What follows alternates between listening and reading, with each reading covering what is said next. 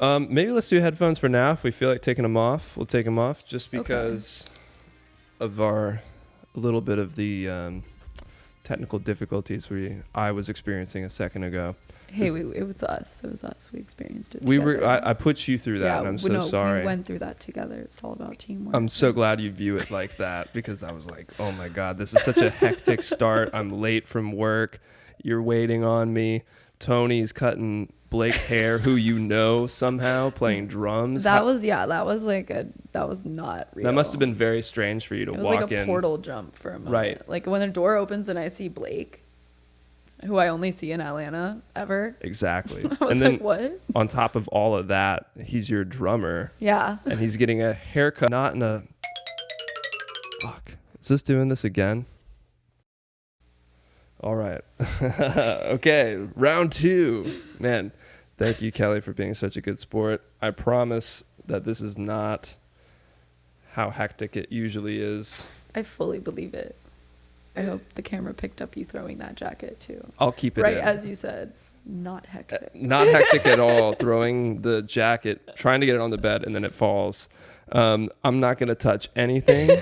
I'm just going to keep my hands to the side of this whole interview so I don't fuck anything else up. But we are joined today by Kelly Romo, who made an amazing hour-long drive from Atlanta to Athens just to do this. Thank you for coming. I really appreciate it. No, it's honestly not a bad drive.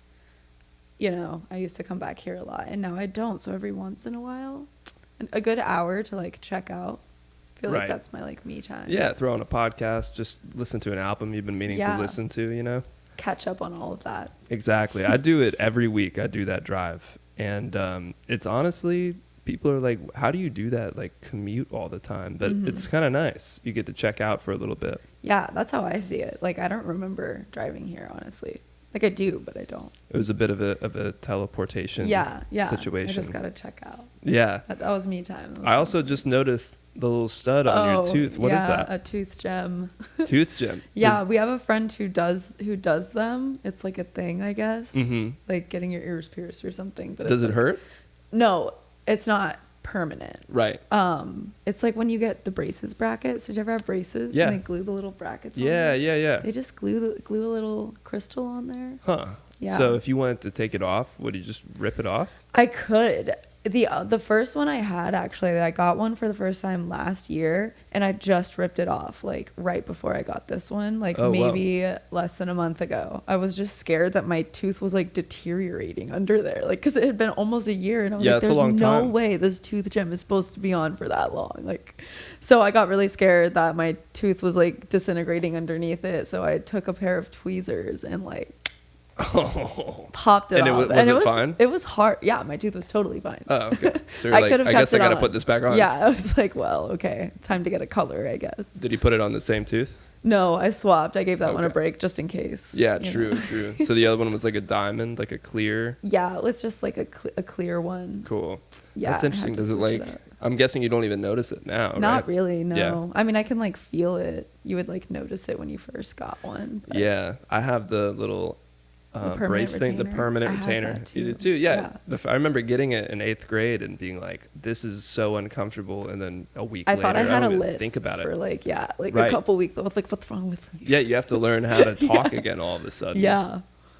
But Kelly Romo, thank you again for coming on the pod. Let's chat before we get into the music, the DJing. Oh man. Oh yeah, we're getting into it. But I want to talk about the album you picked to display today for our episode, which is Blonde by Frank Ocean.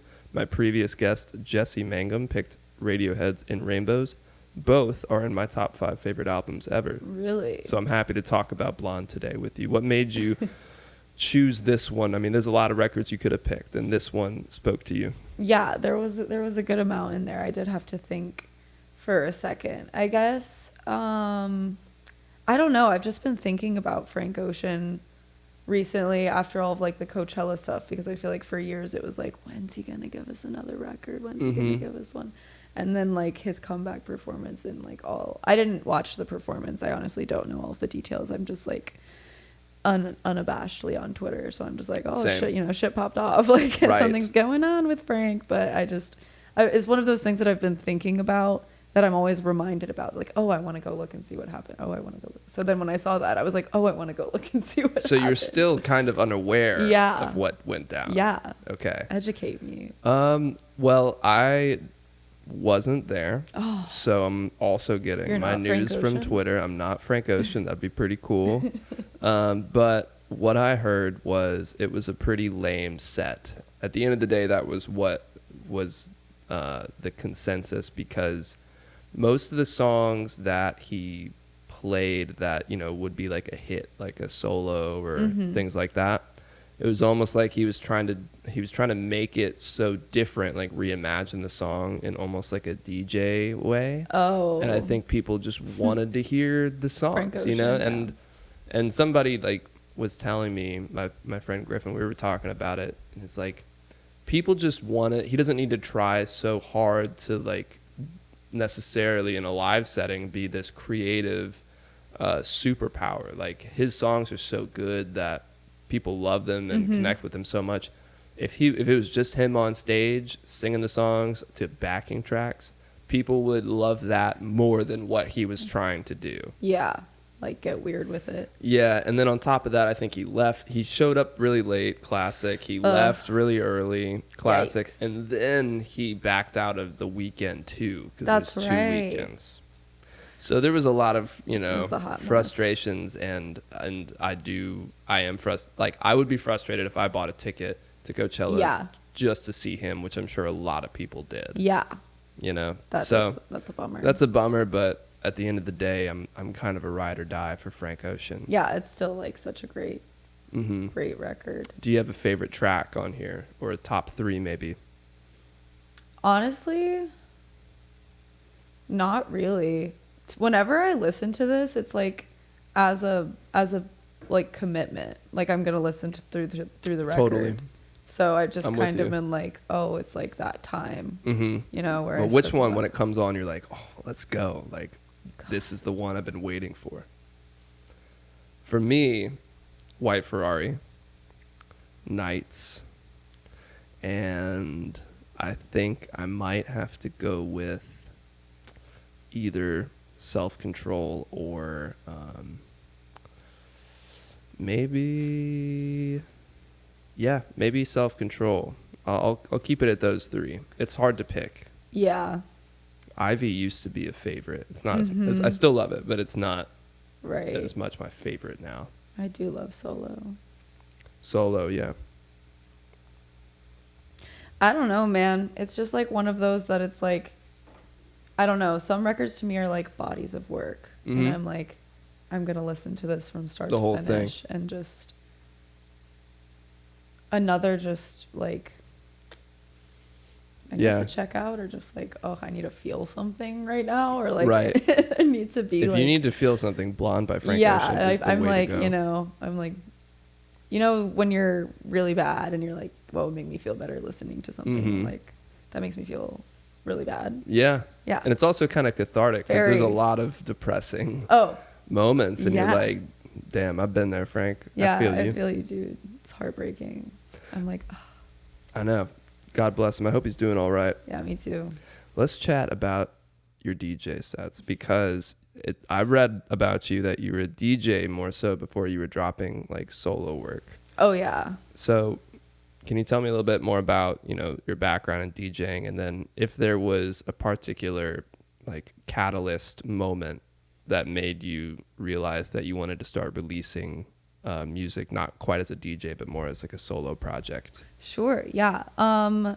I first got into DJing with the idea that I wanted to produce music. I think growing up, like, I wasn't a phenomenal like instrumentalist, or I wasn't a phenomenal like vocalist. So to me, like, music wasn't really an avenue that I could pursue until I like went to some festival and I saw this girl DJ. I saw Alice in Wonderland. Yeah. And I was like, damn, she's having so much fun. And it was like music that I was able to connect to, because in my brain, like, DJ music was just kind of like noises. But it was like in an era of dance music at the time that had like a style of music that I really connected with. So I was like, that's what I want to do. And getting into it, it's just like, oh, I want to be a DJ. I don't know the difference between like a DJ versus like the DJs who produce their own music. You know, I was just like, I want to DJ. So right. That's just what you happen to see first. Yeah. And that's what came quickest, just as I'm pretty sure anybody would pick it up a lot faster than music production. So like I picked it up here when I was in Athens, like a junior, senior or something, and played around here, moved to Atlanta, was still like full steam ahead. I went to like an online music school that's LA based. I went to Icon Collectives to like get heavier into the music production because I wanted to make my own music. And then as I like bounced through different avenues of DJing and different genres and different like, you know, directions, I more or less came to the conclusion that I didn't like making any of that music. And it was really fun to play. It was, you know, fun to make, but everything that I actually like really liked, you know, was very different or too different for the DJ world of like very neat, like subgenres and genres. It's like, oh, you can't play like, you know, tech house at a deep minimal house party. It's like you can't. That's a different language to me. I so don't even know what you're saying. And that translates into the music as well. So like while I love to play, I just didn't have that creative passion when it came to making the music. I could make it, but it just kind of felt like a template, like a paint by number, I guess. And you feel like making, you know, indie rock pop songs, maybe more of more territory to explore. Yeah, and I guess like as with most catalysts nowadays, it was probably COVID because like, you know, I went from DJing like all of the time to not at all, and for several months, and then I was like, okay, well, now's the time to just like sit and work on music production in general. And then at the time, the person I was dating was getting really into video, so they were like, let's make a music video for one of your songs. And I was like, well, I don't really make songs that have music videos. And then they were, you know, she was like, can you make one? So I just like remixed a Fletcher song and like put it out, and we did a whole music video for it, and it was awesome. And then from there it kind of like became more of a solo project. Yeah. At that time too, it was definitely really synth based, like a lot of sound design, that kind of stuff, like from the DJ Land program drums, all of that stuff. And then I just have kind of rode the wave and ended up here based off of what's felt right in whatever moment. And I'm chilling. It's all still pretty new to me, so I like that. You've been releasing solo stuff under your own name since like 2018, 2019? 2019, I think I released my first song, which is funny because I forgot that that's still on Spotify. Yeah. Because that's like, that was like house or something. I don't remember what exactly I was going for with that one, but it was so far off from what I wanted to make, just because in my head I was like trying to fit like the genre spheres. But that was the first song I remember listening to it and being like, I can listen to this without cringing. So like, great feeling. Yeah, it's the one. It's time. So. And sometimes those things are not quite linear. Like for me, like sometimes the first thing I listen to, or the first song I made under my own name, I'm like, hey, I can still vibe with this. And then like the fourth one, I'm like, what was I thinking here? Like it's supposed to be like forward progression, but it really isn't all the time. Like, you go for something, you didn't quite hit the mark you were going for, and then you readjust and figure it out for the next one. Yeah, and I think that I've had a lot of success recently, as previously struggling like against myself in that process. Whereas like just because like you made something that you really liked and then you made something that you really didn't, doesn't mean that you're a good or a bad artist, you know? Yeah. So what do you feel like within, you know, the last 4 years, I guess, from your first track till now, what has been some of the biggest lessons that you've picked up along the way? Oh God, let people help you. Like, delegate if you can, and like, you do not have to figure everything out by yourself. And you know, just because it's like boys club doesn't mean that you have to like, you know, choose to isolate from that. I think for me, I just had a very like, oh, I'm in like, you know, I was in an industry with like the DJ world that everybody was like, oh, you know, you'll get by because you're a girl. You don't have to worry about making music. You don't have to worry about all of that. And so, wow, I just completely lost my train of thought. Talking about lessons you've learned, let people help you. Yeah, let people help you. And I just thought I had to do it all by myself. I thought I had to like prove something. And like admitting that I don't know something, which I normally don't have an issue with, but like going beyond that to be like, what can other people bring to this?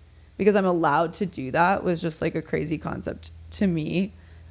Just because like in the DJ producer world, everybody's like a solo artist. They don't really work with other people. And like, you know, they might remix somebody's song, but it's not the same as like when I thought about incorporating like bandmates and like, you know, not being up there by myself. Right. It changed the game for me. I was like, this is so sick. I never want to do anything alone ever again. Yeah. Ever. Like, yeah, it's a fine line between the do-it-yourself mentality and being alone. Yeah. Yeah, you know? That's the perfect way to put it, because I was just like open to help. I wasn't sure what I was looking for. Right. But and then you finally meet someone who you feel like understands what you're going for. Yeah. And they offer some information, whether that be like a suggestion for a mix or a suggestion for adding or taking something away. And suddenly you realize like, oh, I've been in such an echo chamber of my own thoughts and own taste that I hadn't quite considered other ideas. And suddenly these worlds open up to you. And the song, sometimes I find my favorite parts in my own songs end up being the things that other people suggested, because I never would have come up with it. Yeah, just like the game changer, you know, two heads are better than one. It's corny, but it's true, because like then you end up bouncing off of more ideas. And because like, I don't know, I look at it as, because, you know, I grew up, I'm not really an instrumentalist, I'm not really a vocalist, like you know, I don't really have like I'm not a guitarist. I'm not like anything like that. So why wouldn't I, you know, turn to people who have like really dope talent and be like, here's the idea, do your thing, you know? Right. And then you get like a whole other level of something that you didn't think was there. Mm-hmm. Like I remember sending one of the tracks on the recent record to Strings, being like, okay, well, I already really like this, but it could probably, you know, Strings could probably level it up. And when I got it back, I was like, holy. Who did the strings? Annie Leith. Of course. Yeah. Annie Leith rules. She was just on the pod a few weeks ago. Yeah. She's awesome. Which I think is how I found out about you. Oh, sick. Because she went to your show, right? Yeah, she played Strings nice. With us. But yeah, Annie rocks. Shout out to Annie. So shout out to Annie. But yeah, it was just like one of those moments where I was like, I was already pretty happy with this. But like, wow, like now there's so much more depth to this. There's so much more to like work off of, because of like, you know, something that I was just like, oh, I don't really, you know, I never worked with like session musicians or sent it off to something like that. I was just like, oh, okay, cool. Yeah, whatever. And it's kind of nice, especially if the session musician is as good as Annie at taking direction and, you know, being able to balance taking direction and also adding your own taste to something. It's good practice for us, the artist, working with session musicians in communication and saying like, this is what I want. And sometimes maybe what you want is a very practical thing, but it might be more helpful to describe it in a more abstract way. Yeah. Or there's so many different ways of communicating with this person what you want. And it can be tough sometimes, because you might not always know what you want. Oh yeah, which I didn't at all. And I think I'm like the least like running a tight ship. I literally just was like, I trust you. Right, I was like, right. Cause I had a good friend that I'd known for a while, who had recommended Annie. So I was just like, okay, like my friend recommended you. I have no, you know, I didn't know who really you were. I just like handed it over and was like, do your thing. Like I don't, and what I've learned also by doing that is like, wow, there are so many layers that I don't see. So like, oh my gosh, everybody, come on. Let's get everybody, in here. It's a family affair. No, for real. I'm in my like serial collaborator phase. So between now and, you know, maybe your first single or even back into the DJing days, what do you feel like is something that you've remained true to, something that's stuck with you the whole time? Oh man. I would have to say like my consistency and like because I would be like, oh, it's, you know, this, my positivity or my motivation. It's like at so many points I didn't have either of those things, you know, and like, but at the end of the day, it was making the decision every day to be like, oh, I feel like shit after this, or like, oh, I feel like I can't accomplish this, or oh, I can't make this happen the way that I want it to, and still deciding to do it, I guess. So because there's so many days where you're days. Like, what the fuck, why am I not getting this, why is this person getting that, and like that's so detrimental. Oh yeah. And you have to try to push all that stuff down, and I don't know, I mean, you know, you push it down, eventually it's going to explode too, so it's okay to acknowledge those feelings, but the consistency is the key. So I'm like, I'm happy that I continue to make that decision, because I think that's like inevitably why I've gotten to do some pretty cool things. So with the EP, this is your debut EP, right? Yeah, I guess so. Yeah, because I wrote newest EP, and then I went back, I was like, she's put out a lot of music, but this is really like the first like project where it's in a group, right? Which can feel very different than putting out a single because it's a standalone thing. Now you have to decide which singles work together, why they work together, what order to put them in. So how was that experience coming up with the first EP? Oh man, making a first body of work was like definitely something that I think I have so many singles because I put it off for so long, because I was just like I knew how much was going into my singles and how I felt like afterwards, and I was like, the idea of doing like a whole body of work, like I'll be selling my soul to the devil, which I guess is like what we do anyway as artists. So at the end of the day, I did, but like it was, I don't know if releasing a body of work is selling your soul to the devil though. Maybe not the devil, but you're selling your soul for sure. Maybe not selling it. I'm just like, here, you can give it back in like whatever condition. Oh, I see what you mean. You're really putting yourself out there. That's what I mean. Okay. Yeah. Gotcha. Wrong idiom. I was like, dang, like you're going to hell for putting out an album. But no, I see what you mean. Yeah, like, and we're going to get to this, but vulnerability is tough. And like when you put a single out at a time, especially if it's like a fun poppy single, there's not too much to worry about people reading into things. Right. But especially, you know, your EP, which has much more vulnerability than your average pop banger. Yeah. I could see how that would be scary. Yeah, and one of my like mentors and coaches like told me she just literally told me, she was like, you need to do a body of work, and I was like, I don't want to, and she's just like, okay, well, you need to, like, not like need other than like for me, based off of like the way that I was creating and what I was going through at the time and like all of that, just like this is the time, this is what needs to happen. So deciding to do it was rough, but I already had kind of had like a dormant concept from like early on in my like, even in my DJ days, that I was like, oh, one day I'm going to do an EP on like my like the concept of grief and like the 5 stages or whatever, and how we all experience them, or how I experience them, just like talk about it. So I always knew like in the back of my mind that was like something I wanted to do. So when the time came, I was like, this is the perfect time to dive into that. Do you feel like you hit the mark with what the original goal was from the beginning? Did it change at all? I think I surprised myself, just in like the way that I was writing and the way that I chose to like talk about each of those stages, or like what each of those songs was going to sound like, what the, you know, underlying vibe was going to be like, what, you know, the words were going to be that were going to be able to like communicate my like state of that whatever that phase is, Yeah. you know? And so it was rough. Not rough, it was tough.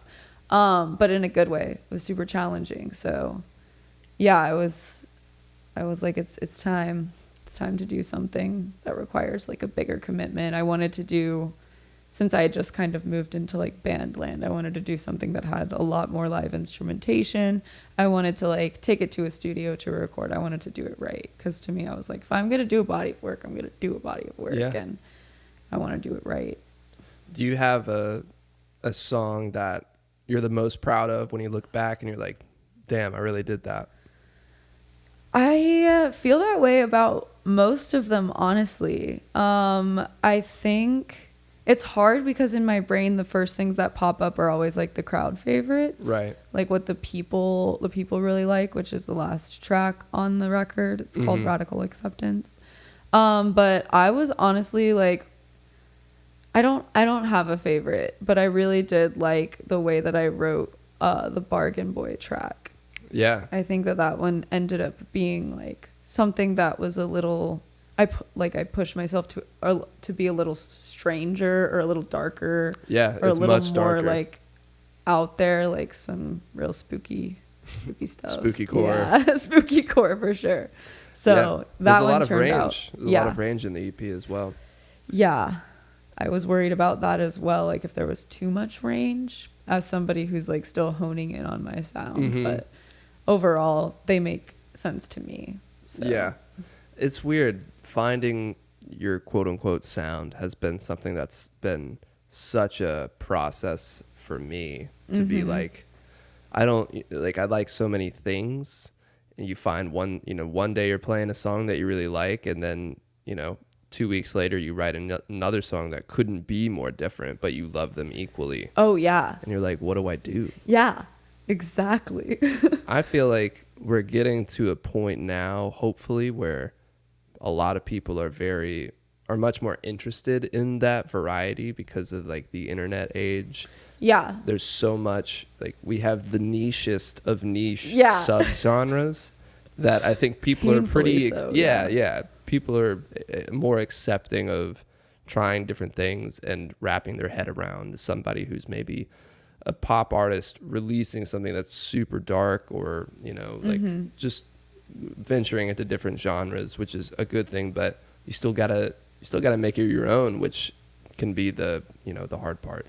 Oh yeah, it can definitely be the hard part, but yeah, I think I've liked, and as I've allowed myself, I guess, to leave DJ world, so also I leave like the genre mindset. So it's been nice. Do you feel like DJs are more genre focused? Oh yeah. Yeah.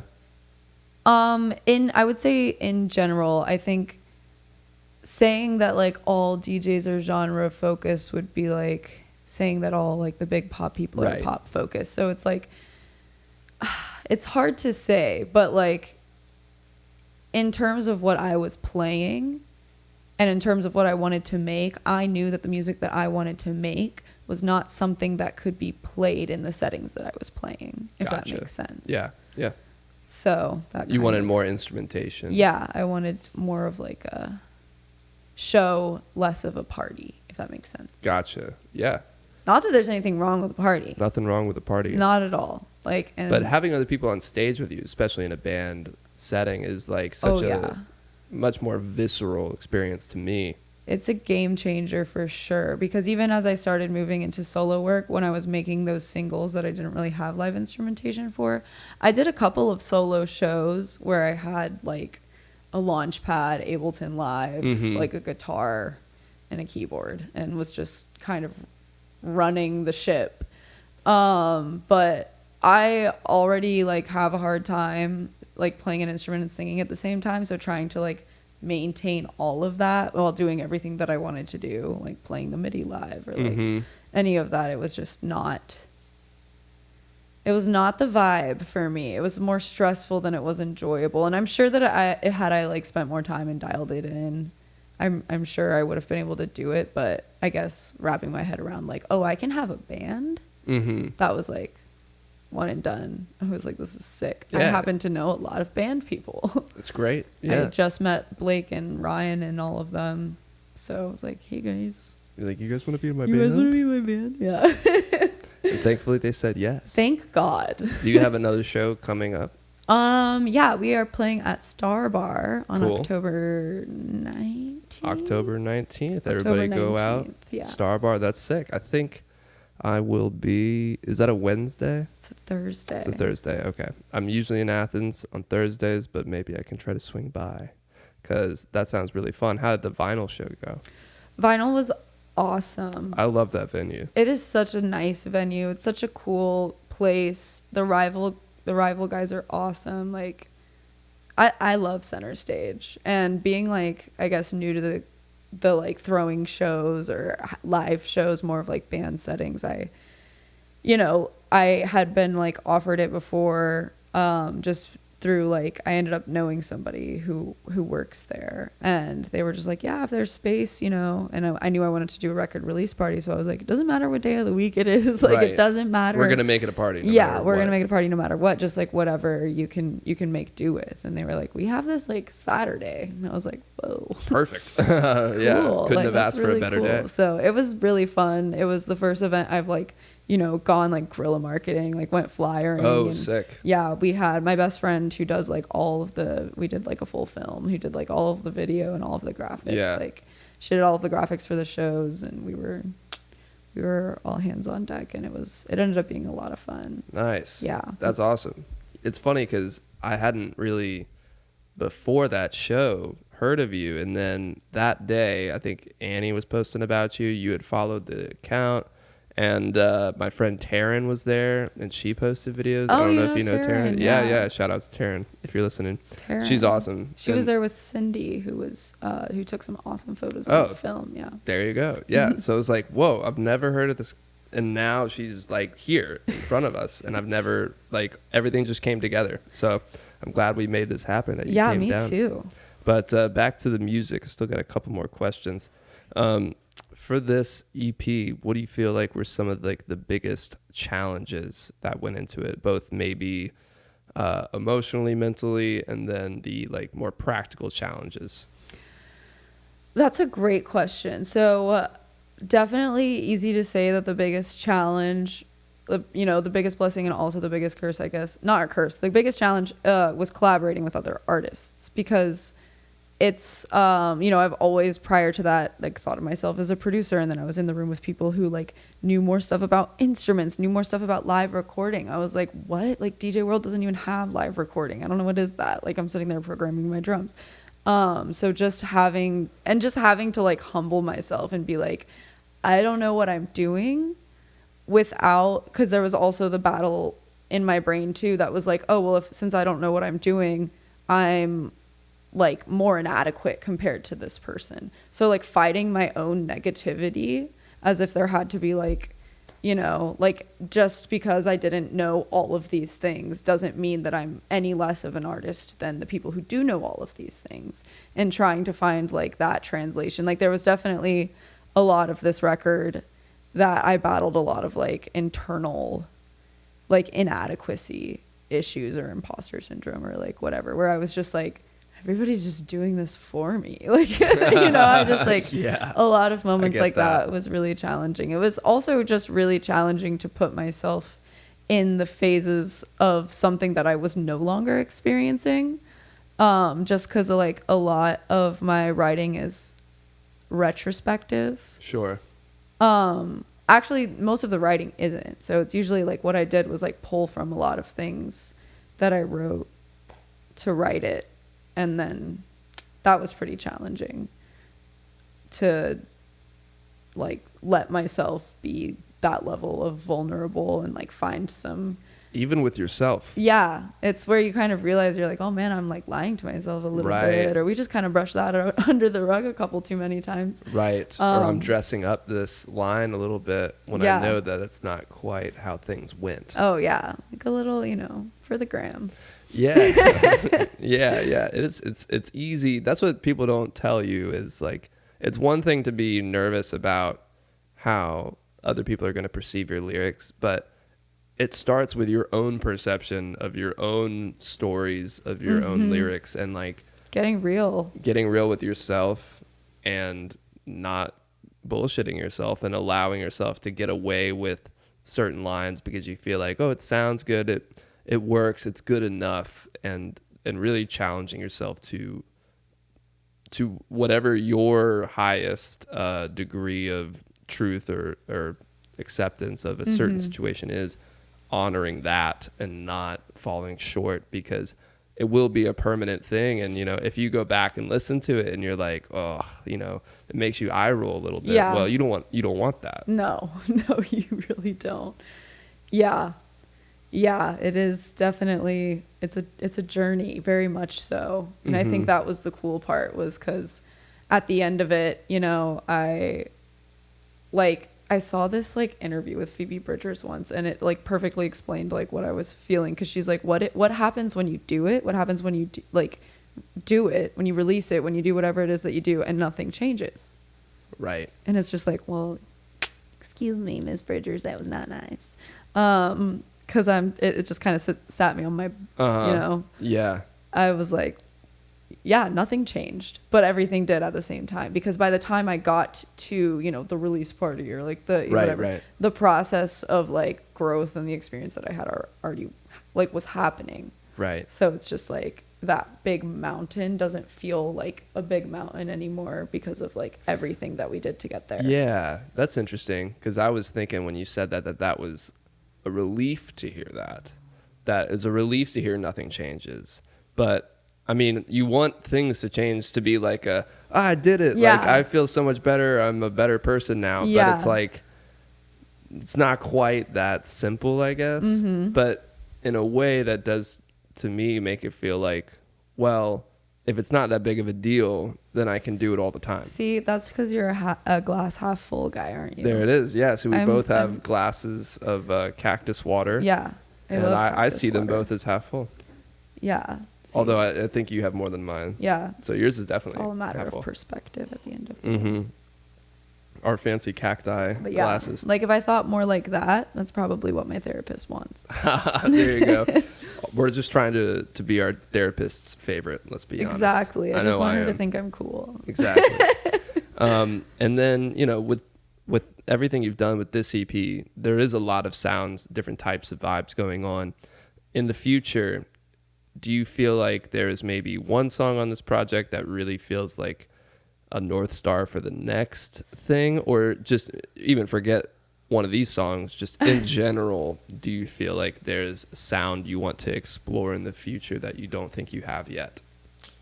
And it doesn't even have to be a sound. It could be any aspect of music, whether that's lyrics, production, mixing, things like that. Oh, yeah. I definitely want to get like my hands a lot dirtier with production, having just like done so much that was like, this is for my project, this is for my project. Now I'm like, okay, no more. Like, I want that to like ride for a second. Like, in terms of like cranking on something, like, funny enough, like I've already like created more in like the past, you know, month than I did over the past year, just having the record to focus on. So I don't know, like, there's a couple of things that I do want to explore production wise, but more so in a way that like I want to diversify my production palette and like work with other people, with other bands, other artists that maybe do something different than what I do. Cause that just sounds branching out. Yeah, that sounds really fun.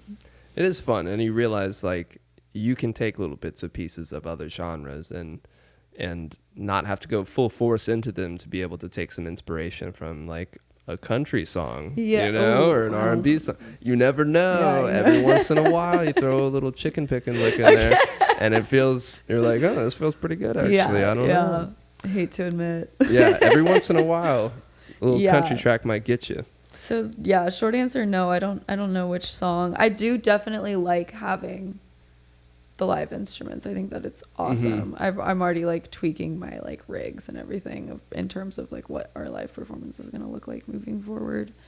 And just the little, like going a little darker, I always love. Getting a little darker. I like getting a little darker, a little Yeah, like a little grungier, grittier. a little grittier, a little dirtier, you know, like Hell yeah. I liked that kind of like industrial Yeah. avenue. So. Yeah, the Bargain Boy definitely has that side to it. So I like the leaning a little into the industrial side. I Cool. think I find that exciting right now. Whether it sticks or not, I think it will influence. Are there any artists that you look up to at the moment that are doing just that, or just in general have like are really good at sound design that you look to them for inspiration? I'm gonna expose myself so bad. Do it. Halsey's last album, Okay. If I Can't Have Love, I Want Power, Okay. produced with like the producers Atticus and Trent Reznor. Trent. Yeah, I forgot always she did that with forget Trent's name. I'm always like Atticus and the other guy. The other guy, 9 Inch Nails. Yeah, I was like the 9 Inch Nails guys. That's so funny you remember the other guy's name. Yeah, right? Is it Atticus Finch? Yeah, it is Finch. Yeah. Yeah, I thought that record was insane. I thought it was so cool because, again, I'm exposed myself. Like, Halsey, I love her. I was like the 2014 like kid on Tumblr. Oh, like, really? Writing cryptic poetry. Yeah, like listening to Halsey. Sick. And I've never even gotten into her. I couldn't tell you one song. Yeah. I know she's got one big hit that was on the radio for sure. Which is to me, I'm like, oh, that's not Halsey. That's why this album I think was so good, because it was like after the album she'd done it like big pop chart, whatever. It was just like super different, and yeah, she is like a nice industrial. Well, her earlier stuff, I guess I would say, would be like darker industrial, like synth pop, and that like heavily influences everything that I do ever. Gotcha. But in music especially. So looking back, and that producer, his name's Peter Losnegard. I actually really, really, really like his work. He just released a record. He did a bunch of songs with Jordan Ward. And oh, whoa. Yeah. So this guy, like, he releases music under the name Lido.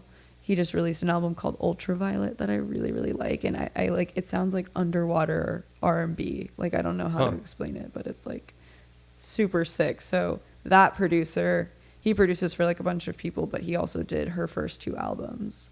So that kind of vibe, and then that new album's vibe, it's just like, it's like sad, dark Tumblr girl who's like angry. Yeah, like, a little bit angsty. Yeah. That's awesome. So I really was a big fan of that album when it came out. I was like, oof. Hell yeah. So that's the vibe. That's the vibe we're going through. Yeah. I was snooping through your playlists on Spotify, and I noticed that you have somebody on the playlist who I interviewed a while back, and that's Halo Kitsch. I don't know if you even remember putting her on your playlist, but it's on... do you remember the song's name? Let's look it up. Where's my phone? Down here. Shout out Halo Kitsch. She, like I said earlier, you were asking how long I've been doing this, and when I started it 3 years ago, everything was on Zoom, so I could just interview people like wherever they were. Oh. Did you find it? Yeah. It's all your fault. That's because I normally like my playlists come from mostly my Discover Weeklies. Oh, okay. It's just like whatever. Just whatever came up that you liked. That era of life, I'll just like give it a name. Yeah. And then I just like add normally the new stuff that I've been finding. Right. I just thought that was funny. I was like, oh, look at that. That's awesome though. Yeah. Yeah. So if you like her, go check out that interview. Plugging my own podcast as you should on the podcast. Be your own biggest fan. Yeah, exactly. And then, I was also doing some snooping online, and I saw you did an interview with Voyage ATL back in 2021. You were talking about releasing Foresight, your single Foresight. And there was a particular moment that kind of jumped out at me. You said, quoted saying, "I knew it was time to wear my vulnerability on my sleeve and jump right in." And we've already talked a little bit about vulnerability today. Mm-hmm. And I'm going to put you on the spot, making you more vulnerable. Do you want me to say something vulnerable? Yeah, let's do it. What about, you don't have to get into details, but, what about that particular song felt extra vulnerable for you? And, how did you navigate dealing with those feelings and putting it out? Yeah, I think Foresight was the first song that I wrote where I kind of like called myself for filth, you know what I mean? Mm-hmm. And I think previously a lot of my writing came from this like, I'm so like worthless and I'm not worthy, like go on without me, like whatever type of, you know, stuff. And Foresight was the first time that I wrote and I was like, you know, maybe you're the bad guy. Like, Yeah. maybe this time it was your fault. Right. You know, maybe you're not as like, oh God, like righteous as you think you are. And I was, you know, maybe you're the, you know, so it was kind of like looking at, because that was like a concept piece, I guess, on the cycle of abuse and how like going through it, you know, people they say you either perpetrate it or you stop it. And like, as much as you think you would be one or the other, like, are you really? And like, what behaviors or what in you makes you question that? Or if you don't question it, what makes you not question it? Why are you so sure that you're not perpetrating a cycle in more insidious ways than maybe you experienced it? Whoa.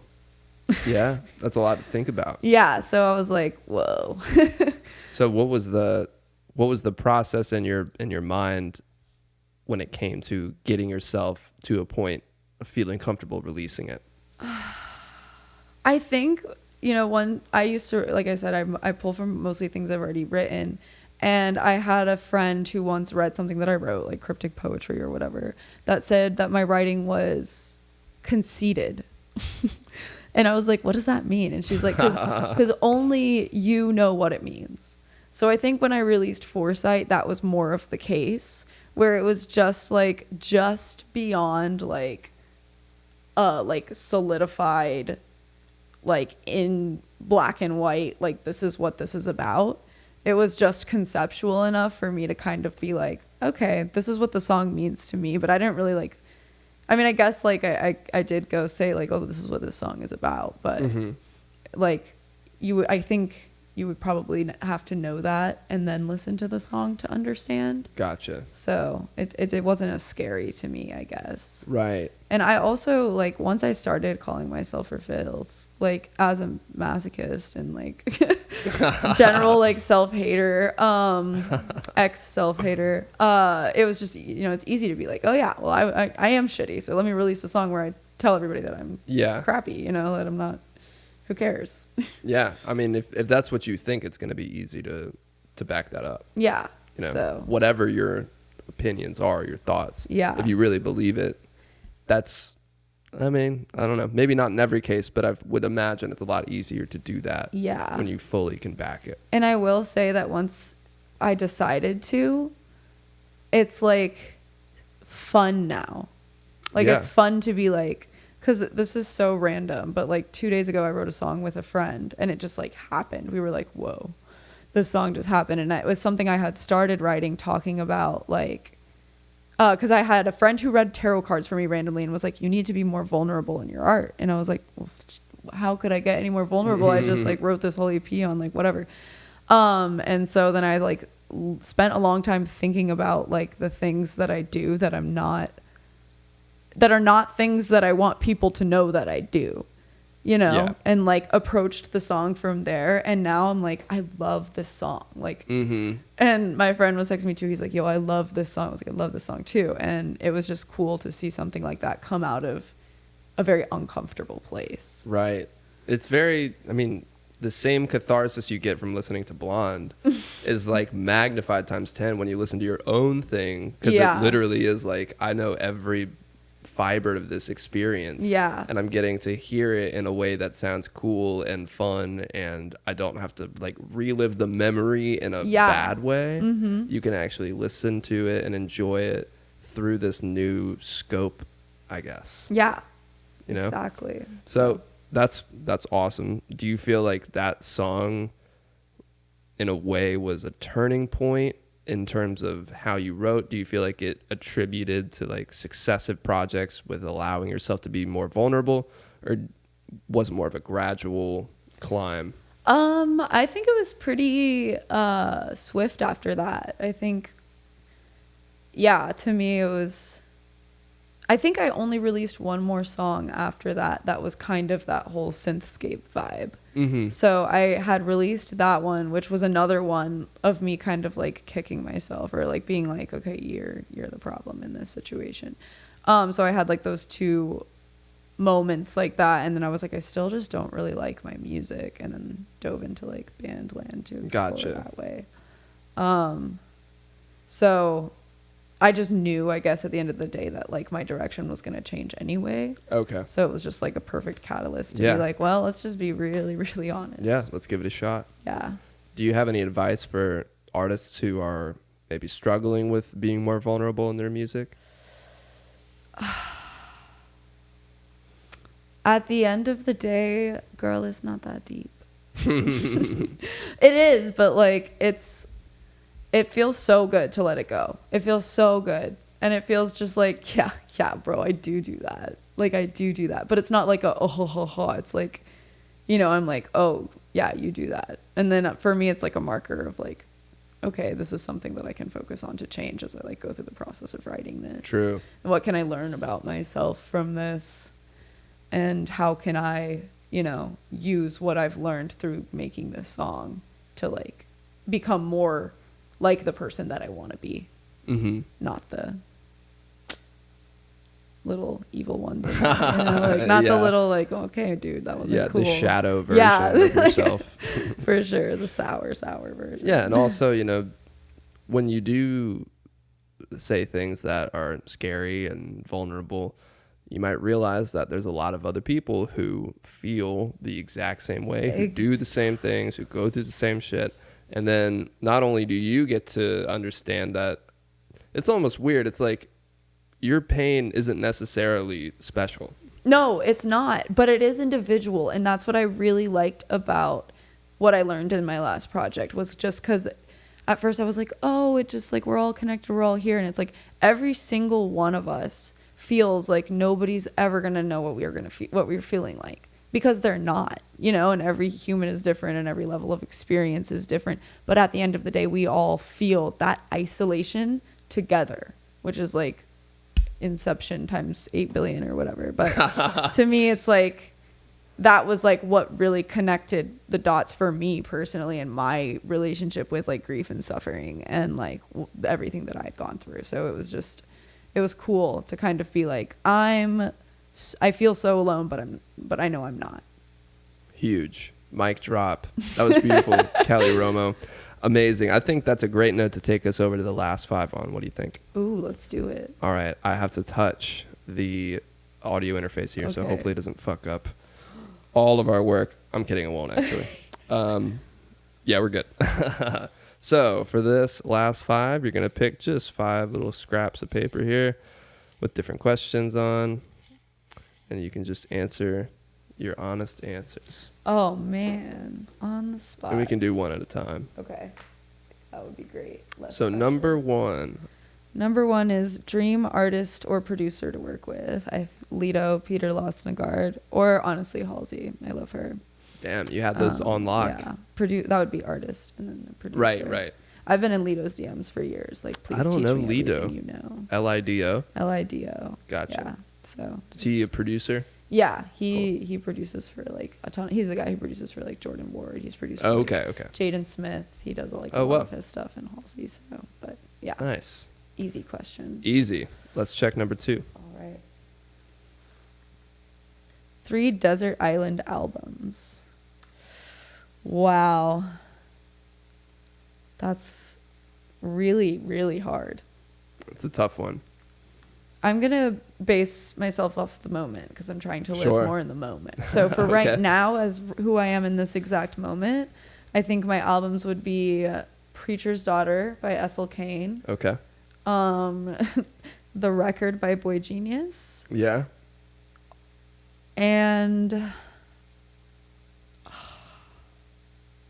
trying to think of something that just hits every time.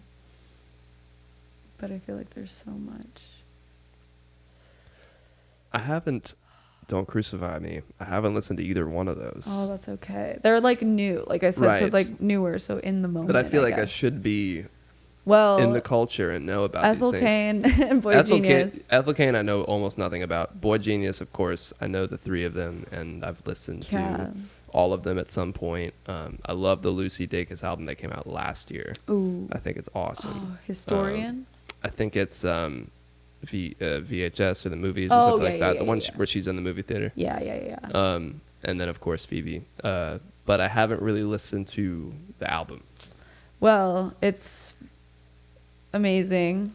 Well, it's like for sad gays, and as a sad gay, like maybe that's like why. top of the marketing list. Like, so yeah, I love those girls. Like I did you see them at the Reset show? I did actually. Okay, cool. Actually, this was like that got rained out, right? And everybody thought it was going to be delayed. And my friend like happens to have like an apartment like right over the park. Perfect. So we were just sitting on the porch while everybody's like out in the rain delay, like blasting Boy Genius songs and like screaming and like throwing a ukulele. Crying and no, literally, and not crying, but like going insane. Yeah. And it was on like ATL Scoop, and I had like so many people like sending me myself like just screaming with a pink ukulele at the Boy Genius concert. Oh no. I was like, I gotta go. My friend flew all the way from Austin, Texas, to watch that show, and really? she was like on the verge of a meltdown when they thought that they were going to cancel it. Yeah I've flown it back early from a trip, I think, to catch the show. Oh, there you go.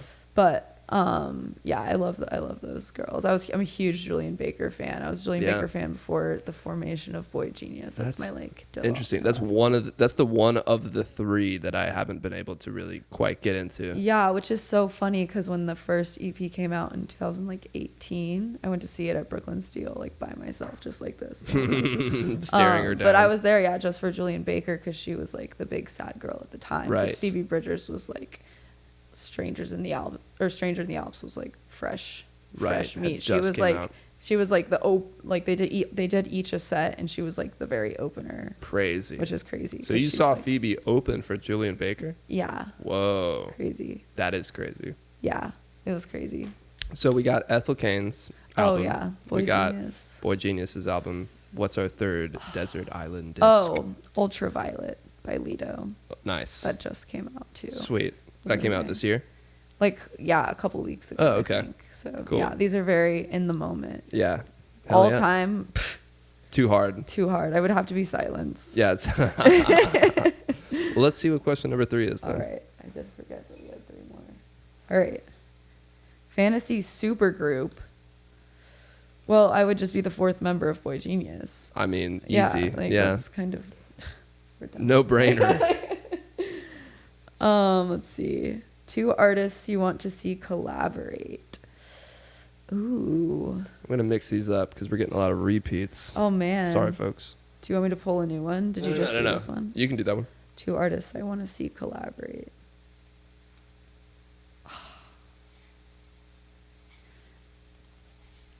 Well, in true serial collaborator mode. You want to make a song? Let's do it. On the spot? Oh, God. Just kidding. We don't need to do that.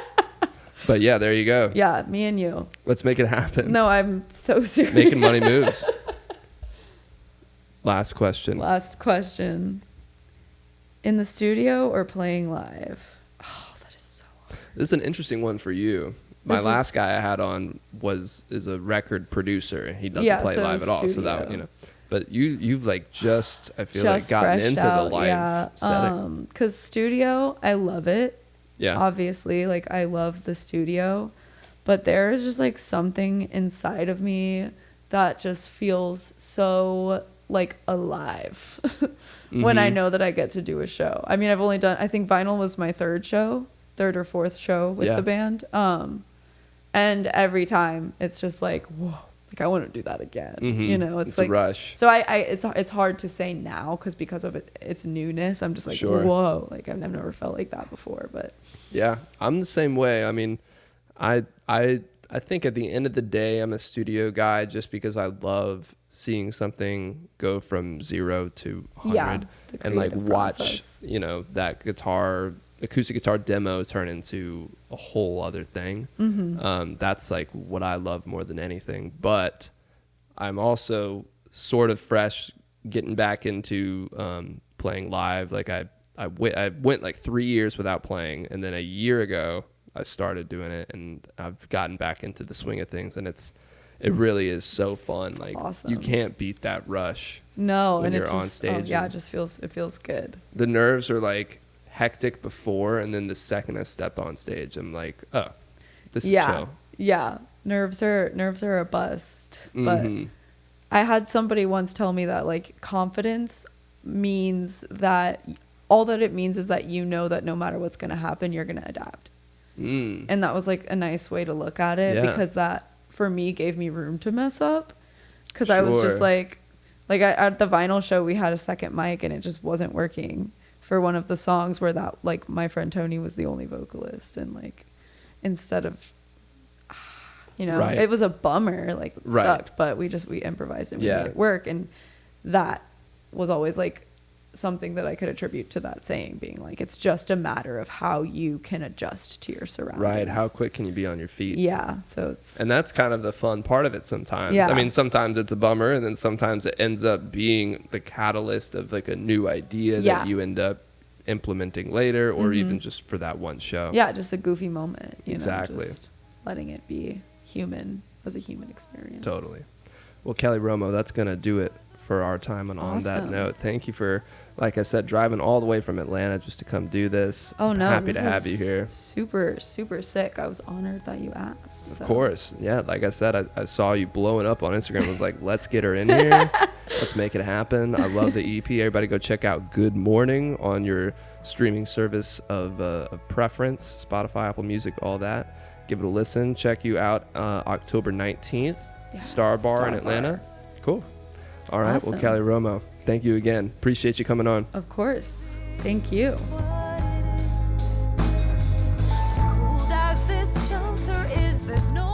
Thank you again for tuning into the newest episode of On That Note with Parker Whirling. Remember, not only can you listen to the episodes on Apple Podcast and Spotify, but you can also watch the episodes on my YouTube channel, which is linked in the description below. And on that note, I'll see you guys next time.